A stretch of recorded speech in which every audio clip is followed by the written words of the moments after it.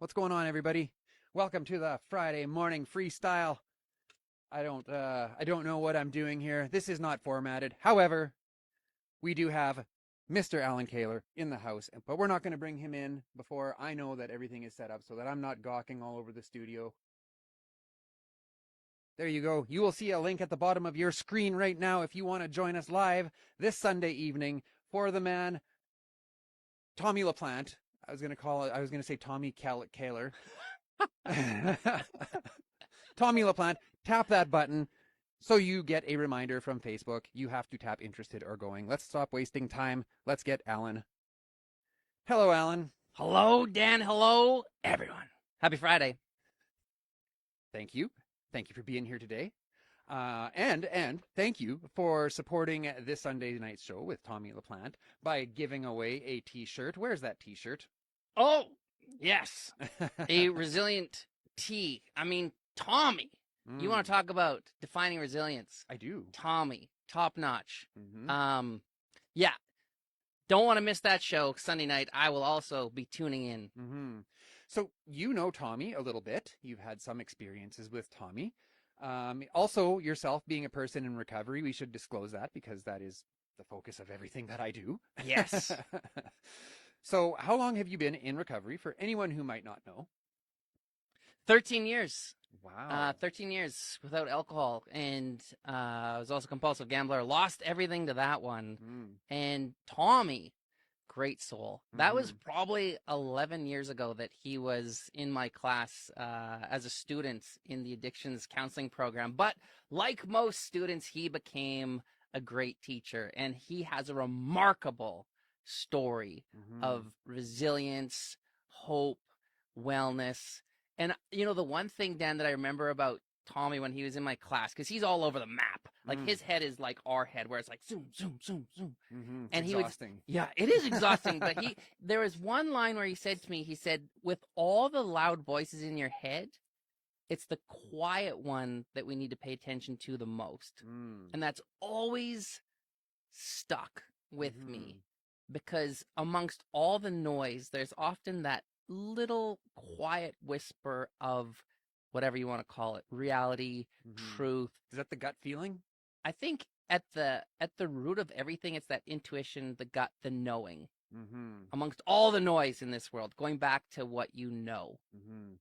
We've got Twinkle in the chat. Good morning, Twinkle. Good to see you as always. Thank you for your support and joining. Hey, we're talking about resilience this morning. We're talking about mental health and recovery. Why don't you check in with us? We always like to know how far we're reaching. So drop a comment in the chat and tap that link there to remind yourself for Sunday night. Allan, tell us what recovery has taught you about resilience. I mean, you started a brand, Born Resilient, and like you guys are putting a lot of work into it. It's a beautiful brand with a beautiful message. Thanks. Why is that funny? I just feel like you're really being kind to the brand, and I appreciate your ongoing support with it. Resilience for me has been everything. Everything. Like when I was struggling, and some people tuning in would know this about my story, that a doctor had given me 1 month to live if I didn't change my destructive lifestyle. And I used to always say, like, one day I won't have to fight so hard. There has to be more to life. There just has to. And I had this one picture, Dan, and I took it with me. Like, I moved 12 times in 6 years. And it was a picture of... In recovery? No, this was before. This was throughout all those struggles. And it was a picture of a sunrise, and it said, no matter how long the night, the dawn will break. And that, for me, that was the hope piece. That was the resilience. I somehow have survived 100% of my most challenging days. I have to keep that going. I have to believe that there is a reason for all of this madness. And so hope and embracing resilience was the foundation of my recovery. And we talked about this before. Like, even though I'm 13 years sober, if there was one word to describe life, I would probably use the word hard. Like, it's hard. I think sometimes I had a reporter not too long ago who said, a motivational speaker must be nice to always be upbeat and happy. And I said, fuck that. Did you say that? I did. Because it's like, no. life is hard, but the difference is today I have strategies in place. I have people around me who bring me up, not down. I cut ties and set boundaries with people who don't serve me anymore. Got some comments coming in here. Nora from Massachusetts. I always say that wrong. Massachusetts. What? Massachusetts? There is no way that's right.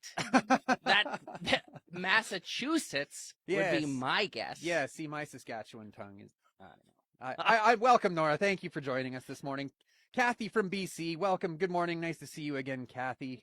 Charlotte, good morning. Good morning. Twinkle, currently in a cycle of depression secondary to chronic illness. Let's talk about cycles of mental health, Allan.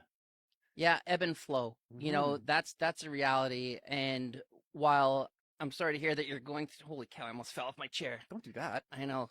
I'm sorry to hear that you're going through that, Twinkle. But, you know, this is, I think, Dan, where that piece of resilience comes in. It's not taking away from the fact that right now sucks, that it's hard. And sometimes I've learned that you just have to sit with those feelings. But the difference is now we know that this too shall pass. That's the difference with a cycle. This is not permanent. It's not forever. And it's trusting and knowing that it will pass. And then the second thing for me has always been, okay, what can I do about it? Like, who specifically can I reach out to? Who do I trust? What strategies have worked for me in the past to make this ride not so difficult?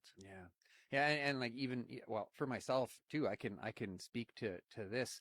Sometimes these cycles, they come from, like, they can be triggered by hearing something or seeing something. I know recently over the past months that something like that happened to me, where I was working on a piece of content and it triggered an old emotion, and it took me a number of weeks to get through that. And I can relate to what you're saying, as far as I've been through enough shit now in my recovery that I know that the hard times, the hard emotions, the healing is painful and it's dangerous. But I know now that on the other side of that is a new way to think. You know, I never go into these old thought patterns. I never get drawn into them without coming back a little bit stronger and with like I said, like a new way to think. What are some of these tools that you're talking about? Like you mentioned you reach out to somebody and things like that, but like, what is your first signal that you need to do that? So the difference I feel like between the previous life that we led is when we would be triggered or when we would experience an emotion that doesn't sit well with us, what was our go-to? It was the blanket, it was the alcohol, the drugs, whatever it was outside of self. The difference for us today is that we give ourselves permission to feel. In other words, we've actually embraced that feeling leads to healing. We've understood that the shortest way through is always the middle. And that is hard to do, but we are rewarded when we do the work. And so for me, the strategy is getting whatever is in here out. Because for me, whether it's the sexual abuse that repeatedly surfaces, you know, I think I have things under wrap. And then, like you said, there'll be a sight, a smell, a sound, and boom, right back. And then for me, it's just buckle up. But if I don't put a voice to it, meaning either verbally or through writing, art, something, I get in trouble. Because then I go to old patterns and I isolate, I withdraw, I become irritable, angry, I take it out on the people closest to me. That's not fair. And I don't want to go back to those old patterns. So I have learned the importance of getting whatever's inside out. I do believe that darkness begs to see the light. Healing happens when the darkness gets out so that we can make more room for the light. So who specifically do you trust to go to? And if you don't trust someone, which I have a hard time with trust, you tell a piece of paper and then you rip it up, burn it, bury it, put it in a balloon, you get rid of it. Rituals. Rituals, exactly. Yes. Do you have rituals? I have a few rituals. I know when I was in treatment in Pine Lodge, we did that. You know, they'd say, write all your guilts and all your resentments and all of the names of the people you're mad at or whatever. And then we go out and we would stand around a fire pit and we would light them and burn them. Yes. And I did that and it worked for 10 minutes, but in 10 minutes of peace and early recovery is like a lifetime, you know? 100%. Got some comments coming here. Majine, thank you for the comment. She says, yes, hope and resilience, clapping, praying, heart and bow and arrow emojis. Thank you, Majin. I hope I'm saying your name right. Tyson says, I should be putting these on screen because I can. Tyson, welcome. Thank you. Tyson says, so glad for this morning. Hearing Al's voice is like needed meds for me. I can relate to that. He has such a soothing voice. Tyson, I love you, brother. You want to talk, Dan, about another man who isn't afraid to share his story and lived experiences, defines resilience? Tyson, much respect to you, brother. We've got Gina. Let's see. Oh, she's tagging a friend. Thank you, Gina, for tagging a friend, saying, Robert Fury, you should hear this. And we've got Majin again. That's good, giving our feelings a voice. Let's put that on a shirt, Dan. Feeling leads to healing. Born resilient. No, I want that one. That one's mine. I'm taking that one. Fair enough. Yeah. So, you were talking, we were talking before we went live, and I said, like, how do you deal with it now? You know, like you mentioned 13 years, you said, right? In recovery. Yeah. And still, you get triggers that take you back, or just they come up for no reason at all, seemingly. How do you deal with it today? I think I've learned to advocate for what is that I need. I am okay. So when you find your voice, you get your power, right? And I will no longer put myself in a situation that is going to provoke that kind of discomfort for me. Some people in their recovery have no problem being around their drug of choice. If it's alcohol, they can go to a pub. I can't. I just can't, because I hate how I feel, and it is such a slippery slope. And yeah. You hate how you feel when you're in the bar? How do you feel? Oh, yeah. How do you feel when you're in the bar? So when we talk about the highs and the lows and the valleys, I mean, that's life. And I continuously struggle with my mental health.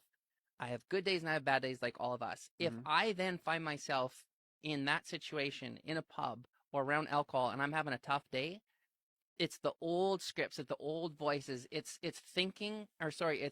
acting before thinking. And my fear is always that I'll just grab it and down it. Like I was at a Blades game. There was a guy in front of me who had a cup of beer, and it was so crazy how I felt like I actually lost control this far into my recovery that I was so damn close to grabbing that cup and just downing it. And that's the respect that I have for where I am today. And some people don't fight that as much, and some do, but it is what it is. And I think that's the awareness, knowing what situations we're willing to put ourselves in, setting those boundaries. If somebody asks us to go out, maybe it's even their wedding. I've had that situation. Now I have to decide whether or not it's in my best interest to go. And the thing with boundaries is that often the other person won't get it. And here's the kicker. They don't need to get it. I was just going to say, they don't have to get it. Because what trumps everything, Dan? What trumps everything? A number of things come to mind. Way to put me on the spot like that. Thank you. But why don't you tell us? What we need. Yeah. Right? Like coming at it. And some people would say that that's selfish or narcissistic when it comes to our recovery.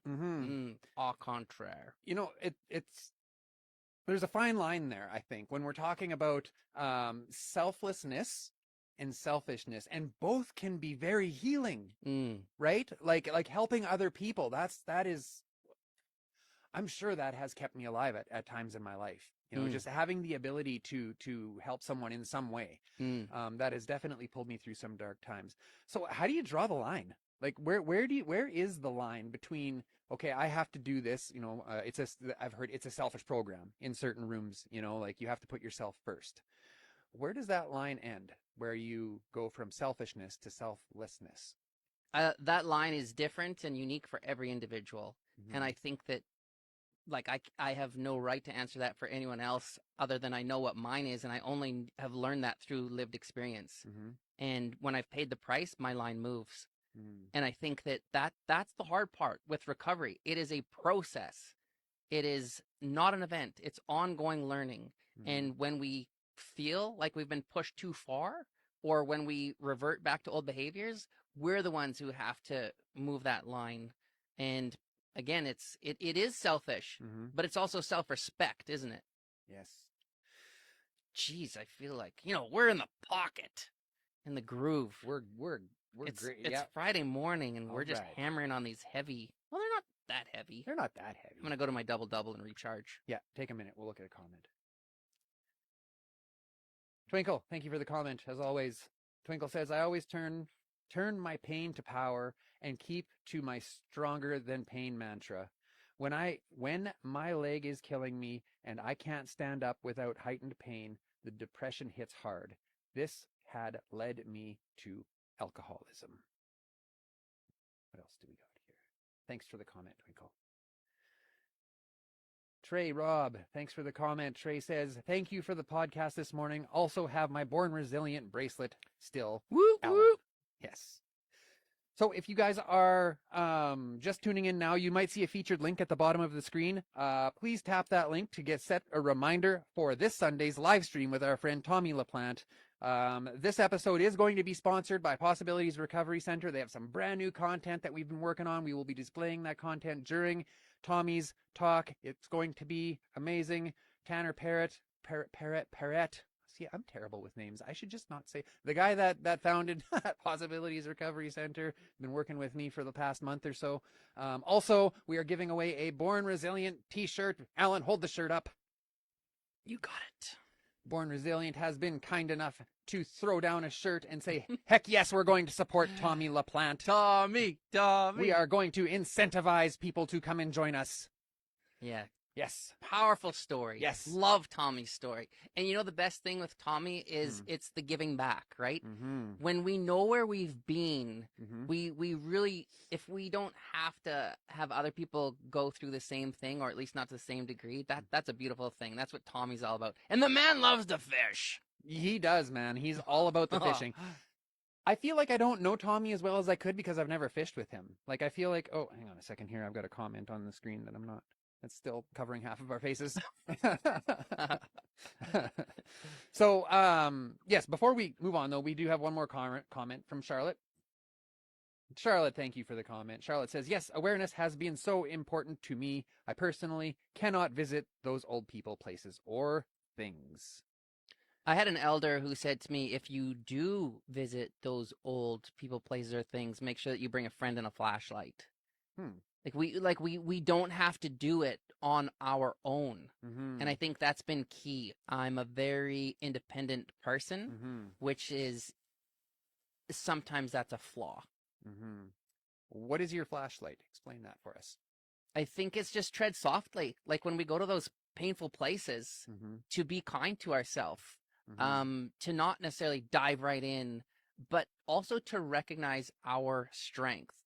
I feel like we really sell ourselves short. And that's actually what's really behind the brand Born Resilient too. It's like embracing what we've gone through and embracing that internal resilience that's always been there.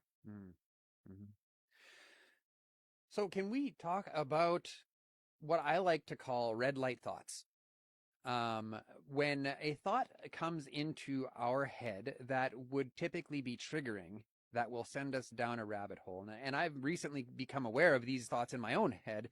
And I heard someone call them a red light thought. And I forget who the person was, but it stuck with me, so that's what I call them. But I can have thoughts that I know will send me down a rabbit hole and it will take me time to come out of, just from trauma from the past and whatever. Do you believe that there is a way that we can work with that and see those red flags popping up and steer away from them before we end up down that rabbit hole? Yeah, so that's a slippery slope, because the last thing that we want to do in recovery is put another blanket over it and never look at it. But having said that, for me, there are some days where I'm in a place. Yeah, like I can't. I just can't go there today. I had a counselor once who said, when you have those moments, just envision a drawer. And you pull out that drawer from the shelf and you put that in, and it's your reminder that you will look at it later. And we've already talked about this. Feeling leads to healing. Triggers, when I would be teaching, sometimes I'm doing these events and someone will come up to me and say, I didn't appreciate that because it was very triggering, and they get pissed off at me. Well, the question is, are you willing to look at it? Because it's rising to the surface for a reason. And if you don't look at it, you get into trouble. So for me, it's very much dependent on my frame of mind in that moment. But I will commit to looking at it at some point. And the friend and flashlight piece, like I will contact a counselor. I have a beautiful partner, a wife, Tanya, who is my ride or die, you know, and I can tell her anything. And it's getting what's in here out through people that I trust. Well, what about you? Let's spin that back to you. So when that happens, what do you do? Before we do, I just got to address Gina here. Gina, thank you for the comment. Gina says, absolutely, that's the only way I can go back to those places. And I'm pretty sure she's talking about a friend and a flashlight. Okay. Right on, Gina. What do I do? Well, if I'm in a place where I just can't go there, I divert. I look for something else that I can pay attention to, whether that be work, whether that be the person I'm having a conversation with. If I'm having a triggering thought, I think about where that person's at in the conversation, you know, and I try to go to that place. But like you said, there are you have to honor these things. They are as much a part of us as the breath we take, as it would appear. You know, like I thought that I would come to a place where one day I would be completely healed and these things would no longer bother me ever again. And as I moved in my recovery, I started to get concerned because like they're still there. You know, I did the things. You know, I went to the meetings. Why isn't this working? What's wrong with me? Am I broken? Am I weak? Am I weak because these traumas keep surfacing? You know, what do you and that's a great talking point right there. Feeling like even as recent as within the last few months, like what's wrong with me? Am I weak? I see other people's outsides and they look healed. They look calm, you know, but here I am on the inside being torn apart over things that happened like 6-7 years ago. You know, what do you have to say about that? It's remarkable how many people hide behind a proverbial mask. It's remarkable how little we actually know about the people around us, right? And I think I would use the metaphor of loss, like grief and loss. If we were to lose someone that we love, that pain never goes away. Never. Nor should it. But the difference is that it is no longer as consuming as time goes on. If we look at it. And that's the exact same approach that I use for healing from our traumas as we go through our recovery. It's in my experience, for me, it's not nearly as painful as it was because I continuously look at it. But there are still some days where it comes with a vengeance. And I literally, especially early in my sobriety, I would hold on to my chair and I would just fight. And I had a counselor who said, create a memory box. And this really helped me because in those I would say the first year especially in my recovery was so hard. And I would go to this box. I literally made a box. And with the people that I coach, I encourage them to make a box. Some of them will make it out of wood and make it their own. But I put all the things that are valuable to me in that box. There was a moment early in my recovery when I was in Victoria standing at the ocean. And I remember for the first time I felt what people probably call peace. I was like, this is so foreign. And I took a rock because I wanted to remember that feeling through the rock. That was in the box. I had letters that I wrote to myself where it was like, I am done with addiction, I effing hate you, you know, all that, so that I could go back. I had pictures of my kids. I drew strength from that box. And sometimes life just gets really damn hard.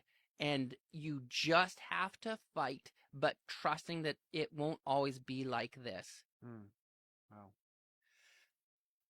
Something Twinkle said a little while ago, just a few minutes ago. I turn my pain into strength, or what was it now? She said, pain into power. Now, you being a speaker, you're in front of people all the time, and your message is quite powerful, and I didn't hear it, and it's kind of funny. We should talk about that a little bit. I've known you for some time, and like, you know, as time goes on, I start to know you a little bit better and better. But the whole time, like, I'd never heard you speak. You know, I've seen you on the podcast, and we've had conversations, and like, you know, you're a very insightful human being, and like, I appreciated your insights in you know, in my life and things like that. Thanks. But there was part of me that was always like, what's the big deal? You know, like, how good could he be? And that's just, and you know, and that speaks to ego. That speaks to, you know, we could go off into all sorts of my character defects, but for the point of this conversation, I sat and I watched you when you were at the Saskatchewan Indian and Métis Friendship Center conference. And yeah, you do a really good job of using your experiences but focusing on the tools. You know, like many people, and rightfully so, and very powerfully so, go up and they share their story. This is what it was like when I grew up. This is all of these things, and people can draw strength from that story. But you've taken it to another place where you use enough of your story to gain rapport with the audience, and then you inject them with tools. How do you use your pain in that? Like, how do you use your pain to make your message stronger? Yeah, thanks for that. I find when I started speaking, so this was like 15 years ago, it was all about me, my story. And it probably reached a few people. But if I look back, it was more about me than it was them. And even when I was a counselor or when I would teach courses on counseling, the rule of thumb is to ask yourself why you're sharing what you're sharing. Are you sharing it for you or are you sharing it for them? And that is powerful because a story is great, but tools and a story are better. And what works for me won't necessarily work for others. And for that reason, I draw on other people's experiences too. Nothing connects us like a story. But I think that the key for me in my recovery has always been an open mind. Like, just try it. I was pumped with all the pharmaceuticals, right? Whatever that was, 12 pharmaceutical pills in 6 years. That was a lot. And then I started to just think about maybe alternative therapies. I had no experience, but I tried, and that worked for me. So I think it's just throwing so many different things out there and seeing what sticks. If you're just joining us now, please click that link at the bottom of the screen to set a reminder for this Sunday night's live stream with our friend Tommy LaPlante. He has a powerful story. Something I wanted to touch on now. I hear this, and Tommy talked about it as well a little bit, is religion. And religion is a part of Tommy's story. I'm not going to sit here and tell it, but he's like, it's going to get like pretty deep into faith. And some people express concern about that. I've had guests in the past that are like almost reluctant to use the name Jesus or to talk specifically about like whatever religion that they follow. What do you like? What sort of, how did spirituality come into your life, and do you use it today? I don't know that we want to go down that rabbit hole on a Friday morning, Dan, because you talk about triggers. Yeah. The Bible, religion, for me, trigger. Sexual abuse, that's all wrapped into one. So that's my stuff. That is not anyone else's. And that's something I have to be clear about, because I feel like if it helps someone, who the hell am I to judge any part of that? Tommy is a beautiful soul who has found a powerful connection through Jesus, through God, which has got him to where he is. That is profound, and that is relatable for a lot of people. For my way to wrap my head around it, considering my challenges, I just use the word creator, or I say higher power. And what one calls it, whatever the name is, it doesn't matter. But I do believe that there's something greater out there. Like, there is no logical reason, Dan, why I should be alive after the life I've led. None. I have danced with death so many times. There has been something greater at play keeping me here. And the only logical reason, like Clint, you know Clint Malarchuk, right? I do, yes. We're the exact same. We are still here to carry a message. That's what you do through this podcast. That's what I do. That's what so many of us do. Twinkle, same thing. When we can turn that pain into power and purpose. So the religion piece, if that's part of it, great. That's the story. Nobody can judge a story because it's theirs. Take what you want and leave the rest. But the criticism, like, that's a reflection of ourselves, not of the individual who's being on the show. All right, Allan, let's cap it. Cap it? Yes. What's that even mean? That means we're going to end this now. But we just started. Okay. I do have one more question. Okay. And then we'll cap it. Okay. So, I've noticed in my time that I can, and of doing this, of doing the live streaming and the shows and all of that, that I can't make everyone happy. You can't? I've tried. Try harder. I will now. Thank you. Thanks for that. But I actually got better when I stopped. You know, my craft became. I said it. I got better when I stopped doing that. But it was tough. You know, like we like to say, oh, the trolls, you know, and they don't bother me. But there's been times where people have said things that like criticism or whatever. Like even more recently when I was promoting Tommy's show, someone was like, oh, I don't. Yeah, no, I'm not religious. I don't want to watch that. What you're pushing, you know, and like under the assumption that everything we do is about religion, which is not true at all. So, but instead of fighting that, I was just like, okay, well, fair enough. Take care of yourself, whatever, you know. And as a public speaker, I'm sure that you have met a fair amount of criticisms. Yeah. How do you look at that? How do you get through that? I mean, I'm sure it affected you a lot in the beginning. Is that safe to assume? Oh, and it still does. Okay. I can't sit here and say that it doesn't bother me because even in the last few weeks, the criticism that I've received, you know, even for choosing to speak at Indigenous events, I'm non-Indigenous, and I was asked to speak at these Indigenous events, and for some people, that has stirred the pot. So anytime you're in the public, yeah, you're under scrutiny. And the difference for me is, let's go back to what Tommy said. You can't listen to the loud voices and all the noise. You got to just go back to the silent ones, to the truth, to what you know.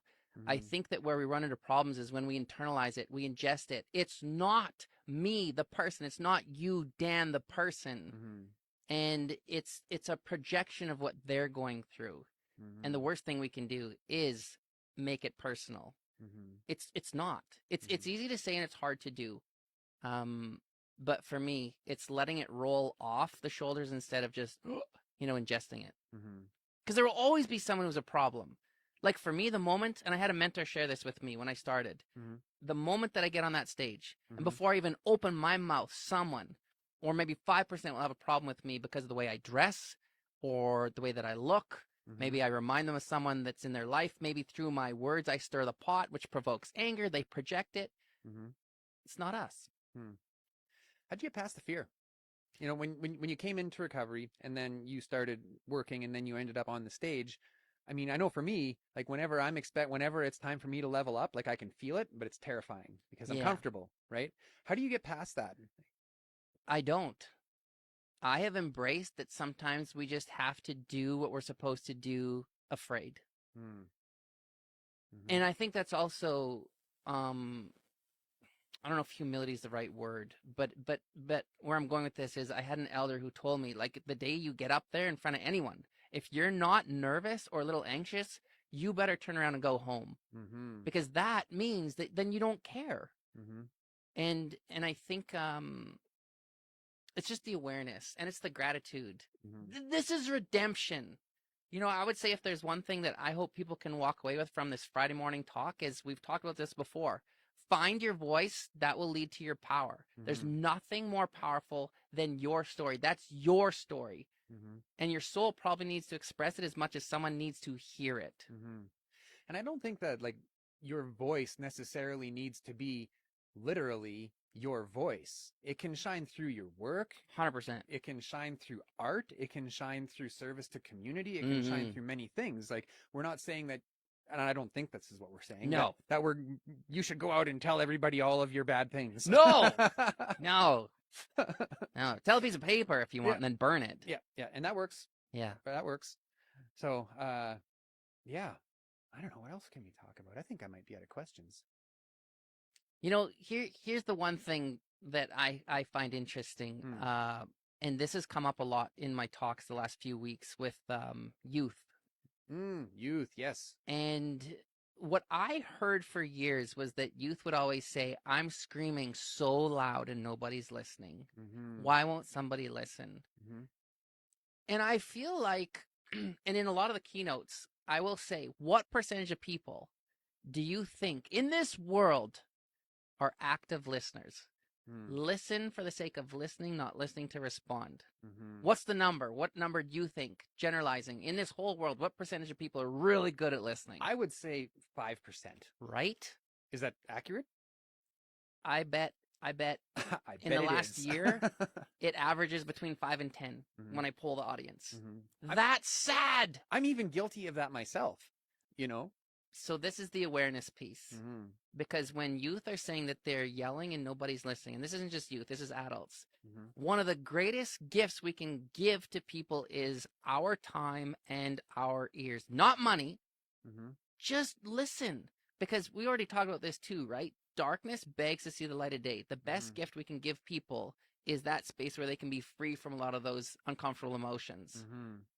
And it takes nothing other than our ears. You know, and that something that's helped me a lot, and I realized this early on, is that when someone does just listen to me, not only do I feel heard, but sometimes when I say things out loud, they sound so ridiculous that I can't believe that I was even worried about that. Like, it's just like, I just shake my head and I just say thank you for allowing me to say that out loud to another human being, you know? Because I'm not going to sit in my house and, well, I do talk to myself. Actually, I talk to myself all the time, but that would be a good podcast. Or not. Or not. Local podcast ruins career, right? Inside voice. Yeah. But has that, can you relate to that? Like when you, and maybe that comes through your writing. Maybe that's another reason why writing is so therapeutic, is that we write these things down and then when we read them back, it doesn't even make sense. And like, it's, you know, it's hard to even articulate the feelings that we have because they're so obscure and strange. Dan, no clue what you're talking about. This is the problem with my mind. I've been pretty good. You know, I've been focusing for about 35 minutes, but honestly, I saw your lips moving and I was like, there's sound coming out. I have no idea what it's saying. This is ADD. So you need me to repeat? Yeah. Can you recap? Yeah. I mean, this is why when I do my talks, like keynote, I talk, and otherwise I'm just like, zing. Ask my students. Like ask Tommy. How that was. I have actually done that on the show times. People will say something and then they'll stop talking and I'll be like, sorry, say everything, I wasn't listening. Well, because I've got all these shiny things here, right? Like, and I have to like push buttons and do different things, and then you know, then I'll find something wrong and I'll be focused on that, and the person's talking away, probably talking about some really meaningful part of their story, and I'm just off in the sticks somewhere, and like, I don't mean to do that, but I can totally relate to what you're going through right now. So but thanks. Now I forget what I was talking about too. And that's the cap of the show, folks. Take care, everyone. We wrap that up with a bow. Yeah. Just a testament to the power of ADHD. Yeah. You're welcome, everyone. Yeah. Oh, I remember.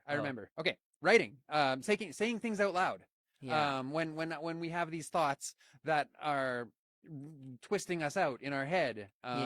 And we say them out loud. For me, sometimes I'll say these things out loud and they'll sound so ridiculous that I can't believe I was worried about them, and then the relief comes, you know, and that maybe comes through writing as well. Have you noticed that? Yeah. Yes, I have. Okay. Okay, we're running out of steam here. We're gonna cap it off.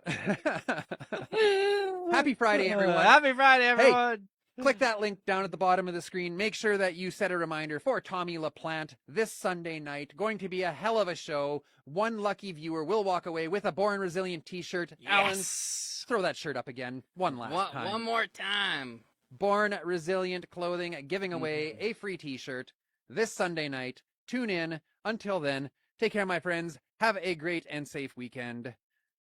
Ciao. Ciao.